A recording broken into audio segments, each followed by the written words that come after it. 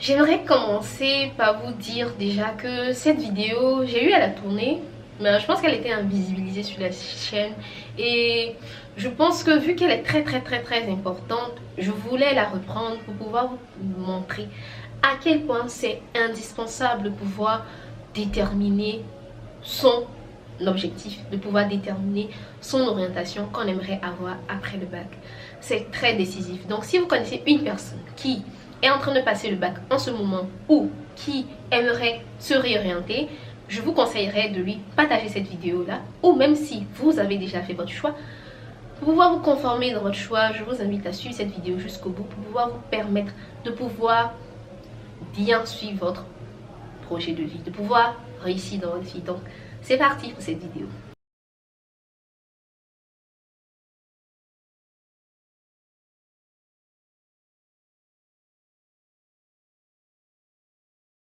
Bonjour à tous, j'espère que vous allez bien, moi ça va. Pour ceux qui ne me connaissent pas, je suis Hélène Adjavrin, conceptrice de T-Sword, fondatrice de Metopo et de Eda Compagnie. Si vous avez besoin de tous ces détails, je vous invite à contacter un numéro en bas pour savoir un peu plus de ce que c'est tout ça. Dans cette vidéo, on va parler d'orientation. Ça va être une sorte de story time dans le sens où je partage mon expérience et on agrémente ça de conseils et d'astuces pour pouvoir vous permettre de ne pas pouvoir faire les mêmes erreurs que moi, de pouvoir gagner en temps. En général, c'est ça, hein, quand on suit des vidéos YouTube, c'est dans l'objectif de ne pas perdre du temps. Voilà. Donc, en premier lieu, comment est-ce que ça s'est passé? Moi, à la base, je suis quelqu'un de scientifique. Tout ce qui est littéraire, ça m'ennuie.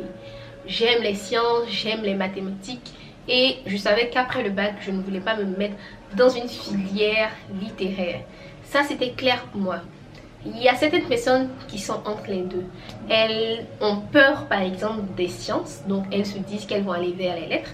Or, les lettres, c'est pas trop vraiment leur centre d'intérêt. Donc, la première des choses à voir, qu'est-ce que j'aime? Qu'est-ce que j'aime? Qu'est-ce qui est dans mon centre d'intérêt? Qu'est-ce que j'aime à l'école? Quelle matière me passionne? Quand je travaille, quand je bosse, quand j'étudie, quelle matière je bosse avec autant de joie? Quelle matière je bosse en étant très fluide, sans qu'on me mette la pression? Parce que là, j'ai un peu un petit témoignage d'un ami qui passait sur la chaîne souvent et qui, lui, après le bac, il a décidé de se lancer dans une carrière artistique. Il avait le profil depuis le départ, on lui conseillait même de faire une série littéraire. Il le voulait, mais sa famille l'empêchait de pouvoir le faire. Donc, au mieux, qu'est-ce qu'il a fait? Il a décidé de postuler à l'INSAC. L'INSAC, c'est une école d'art à Abidjan. Il a décidé de postuler à l'INSAC et il a été retenu parce qu'on passe un concours. Parce que quand il y a la graine, pas besoin de trop parler, ça se sent, les résultats suivent. Donc il a fait ce choix. Lui, il aimait déjà, il savait ce qu'il aimait. Donc qu'est-ce que toi tu aimes? Beaucoup de personnes qui ne savent pas ce qu'elles aiment et ça c'est dangereux parce que vous allez vous mettre dans une carrière, c'est toute votre vie. Ça va vous suivre toute votre vie. Vous levez chaque matin, tout le temps pour pouvoir faire cette chose-là, mais vous n'avez pas vraiment trouvé votre why, votre son intérêt. Donc trouvez-le. Moi déjà j'avais cette base, même si je ne savais pas quel métier concrètement faire, j'avais déjà cette base, j'aimais ça. En lui, il aimait déjà tout ce qui est artistique, donc ça allait de soi qu'il allait se tourner vers ça. Parce que si on lui proposait autre chose, il allait pouvoir dire non, je n'aime pas ça. Donc voilà, premier point, tenez-en vraiment de la graine, notez-le. Voilà. En deuxième point, comme moi je savais déjà ce que je voulais, mon erreur, comme je l'ai dit tout à l'heure, je ne savais pas quel métier faire. Donc déjà, faites des recherches. En deuxième point, faites des recherches sur le domaine que vous aimez. Quels sont les métiers qui sont autour de ce domaine-là? Moi, ce que j'ai eu à faire, j'ai vu dans mon environnement, vu que j'ai des sœurs aussi qui sont scientifiques, j'ai vu ce qu'elles faisaient. Il y a une qui était en économie, une autre qui était en informatique et je me suis tournée vers ça. En économie, je voulais être actuaire. Statistique, économie, bref. Donc je voulais être actuaire et en informatique, je voulais faire informatique comme ma soeur. Je savais pas trop ce que ça coûtait, mais je savais que c'était quelque chose de scientifique et il fallait réfléchir, c'était un peu difficile. L'économie, par contre, c'est pas vraiment très scientifique. Si, c'est scientifique, mais bof, on voit un peu. Et il y a un degré, le niveau actuaire, il y a les données, c'est un peu difficile. Donc j'aime tout ce qui est difficile. Donc les deux métiers m'allaient. Mais le problème, c'est que je n'ai pas vraiment approfondi mes recherches pour savoir où concrètement aller, quoi faire. Et j'avais aussi une université de rêve en tête. Donc ça, il faut vraiment le noter. Moi, j'avais une université de rêve. Donc je voulais rentrer dans cette université-là parce que c'est l'une des meilleures à Abidjan. Je voulais rentrer dans cette université. On va dire peu importe la filière. Voilà, je voulais faire quelque chose de scientifique. Donc si on me mettait dans une filière scientifique, ça allait. Mais même si ça allait comme ça de manière orale, mais dans le ressenti au fond de moi, est-ce que ça allait vraiment aller? Donc faire des recherches pour approfondir le domaine qu'on veut voir. Vous ne pas faire cette erreur pour pouvoir se mettre n'importe où. Ne suivez pas les gens vont vous conseiller certaines choses, mais est-ce que c'est la bonne chose à faire? Sincèrement. Donc suivez votre passion, suivez les débouchés de votre passion. Où est-ce que cette passion va vous conduire? C'est très important, les amis.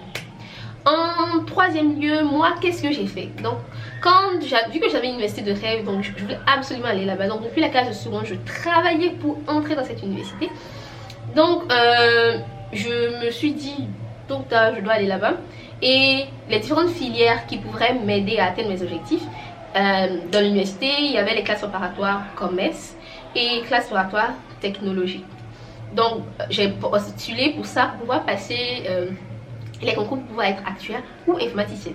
Et en troisième lieu, j'avais mis l'informatique, vu que j'aimais ce que je voyais, ce que ma soeur faisait, ça me plaisait bien. Voilà, elle faisait des sites web de Père Noël, c'est ce que je voyais et qui me plaisait. Donc, j'ai décidé de faire ça. Sans vraiment approfondir mes recherches. Certes, je cherchais beaucoup. Je regardais un peu au niveau du Canada. Au niveau du Canada, je voulais faire actuariat. Mais l'informatique, c'était pas vraiment très poussé dans ma tête. Je savais pas vraiment ce à quoi je m'attendais. Mais c'était dur selon ce que j'avais en tête. Donc, j'aimais. Voilà. Un autre point, ce qu'il faut noter, c'est que au-delà de chercher d'approfondir, il faut être sûr de son choix. Voir les débouchés. Certes, vous avez trouvé ce que vous aimez, vous avez vu les différentes filières que vous pouvez faire dans le domaine que vous aimez.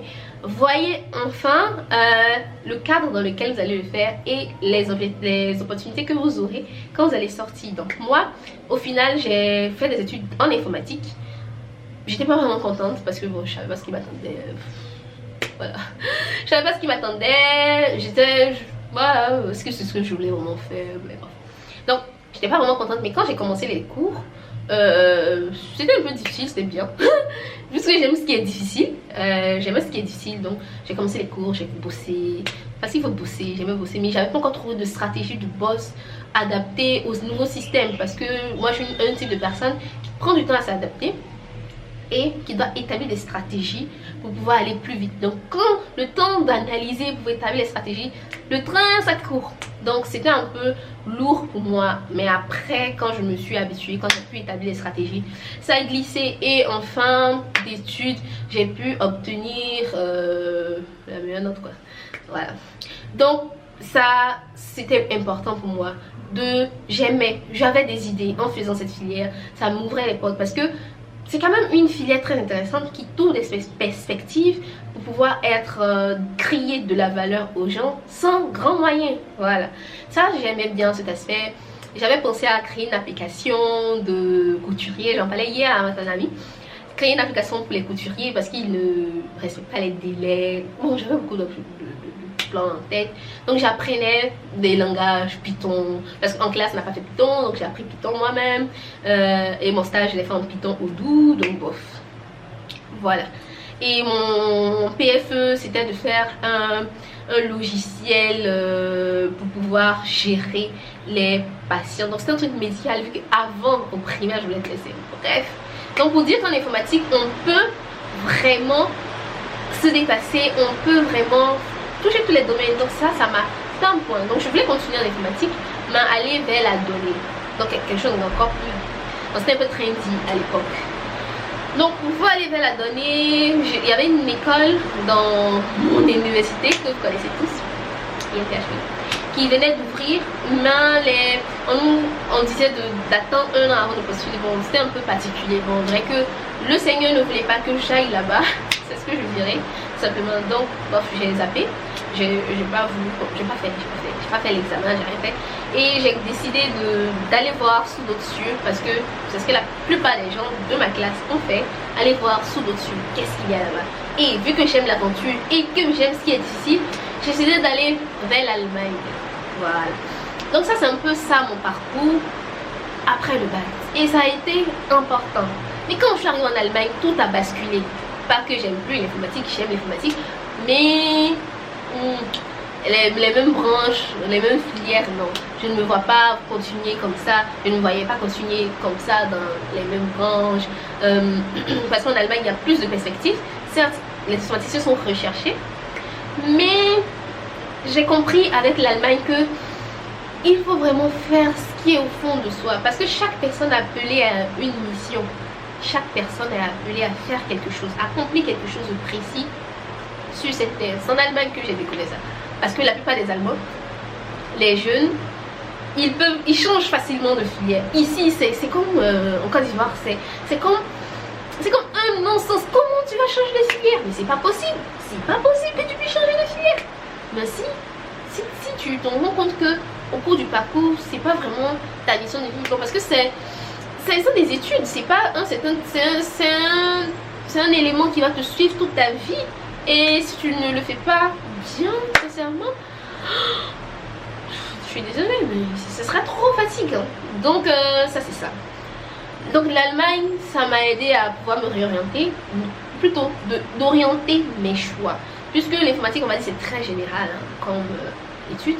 Donc ça m'a permis de pouvoir bien asseoir ce que je veux faire et de mettre un peu d'informatique dans tout, donc informatiser beaucoup de systèmes. Donc ça c'est un peu moi, mon parcours. Quel est ton parcours? Tu peux nous partager ça dans les commentaires. J'ai hâte de vous lire. Dites-moi un peu comment est-ce que vous avez fait votre choix d'orientation de filière. Est-ce qu'on vous a imposé ça? Ou est-ce que vous vous dites que bon, j'ai pas vraiment le choix, je fais cette filière là parce que c'est à la mode, voilà, et je vais être banquier parce que bon, on dit qu'on gagne beaucoup d'argent. Quelles sont vos motivations de choix de filière? Est-ce l'argent? Est-ce la notoriété? Est-ce le nom? Qu'est-ce que c'est? Dites-moi, j'ai hâte de vous lire. Et on se donne rendez-vous pour une prochaine vidéo. Et n'hésitez pas à me donner quelques exemples de métiers que vous pensez qui sont très en vogue en ce moment. Et bye bye.